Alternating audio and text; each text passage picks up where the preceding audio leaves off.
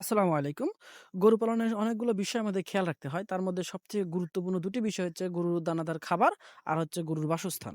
এই ২ টো জিনিস যদি ঠিক না থাকে তাহলে হোক সেটা গাভী গরু অথবা ষাঁড় গরু আপনি কোনটাতেই লাভবান হতে পারবেন না। গরু পালনে লাভবান হতে হলে আপনাকে অবশ্যই এই ২ টো বিষয় খুব ভালোভাবে জানতে হবে। গরু পালনের সবথেকে বেশি যে খরচটা হয় সেটা হচ্ছে দানাদার খাদ্যে। তাই এই দানাদার খাদ্যে আমাদেরকে অবশ্যই বেসিক কিছু ধারণা রাখতে হবে। কারণ ঘাস বা খড় এগুলো আমাদের যাদের নিজস্ব জমি আছে এগুলো আমরা আমাদের নিজস্ব জমিতে উৎপাদন করতে পারি। কিন্তু দানাদার খাদ্য যেটা আছে এটা আমাদেরকে বাজার থেকে কিনে আনতে হয়। আর এইখানে মূলত আমাদের খরচটা হয়ে থাকে। আমাদের শুধু দানাদার খাদ্য দিলেই হবে না, দানাদার খাদ্য দেওয়ার সময় আমাদের অবশ্যই খেয়াল রাখতে হবে যাতে সেটাতে পুষ্টিগুণ অবশ্যই ভরপুর থাকে। কিভাবে স্বল্প খরচে অধিক পুষ্টিগুণ সম্পূর্ণ দানাদার খাদ্য আপনারা তৈরি করবেন বা আমি কিভাবে দানাদার খাদ্য তৈরি করি, ইনশাআল্লাহ পরের ভিডিওতে আমি আপনাদেরকে সেটা জানিয়ে দেব। এই সিস্টেমটা এমন আপনি এখানে যেরকম পরিশ্রম করবেন ঠিক সেই রকমই ফল পাবেন। এই সেক্টরগুলোতে লাভবান হতে হলে আপনাকে অধিক পরিশ্রম করতে হবে। আপনি যদি নিজে পরিশ্রম করেন তাহলে ইনশাআল্লাহ আপনি এই সেক্টরে সফল হতে পারবেন। শুধু কঠোর পরিশ্রম করলেই হবে না, পাশাপাশি আপনাকে অপরিষ্কার কাজ করার মন মানসিকতাও থাকতে হবে। তাহলেই আপনি সামনের দিকে এগিয়ে যেতে পারবেন।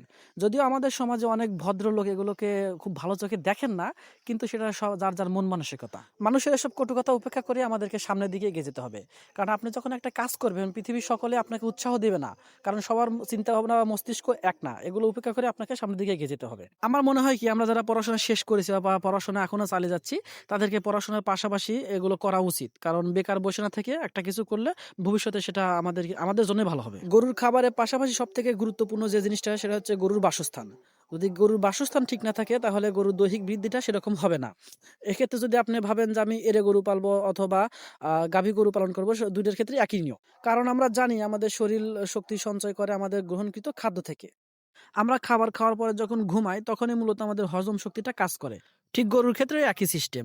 যদি আপনার গরুর বাসস্থান ঠিক না থাকে তাহলে গরুর পর্যাপ্ত পরিমাণ ঘুম হবে না। আর পর্যাপ্ত পরিমাণ ঘুম না হলে আপনি যদি গাভী পালন করেন তাহলে পর্যাপ্ত পরিমাণ দুধ হবে না। আর যদি আপনি ষাঁড় গরু পালন করেন তাহলে তার দৈহিক বৃদ্ধি ঠিকমতো হবে না। পর্যায়ক্রমে দেখা যাবে যে আপনার বছর শেষে আপনার লসের সম্মুখীন হয়েছেন।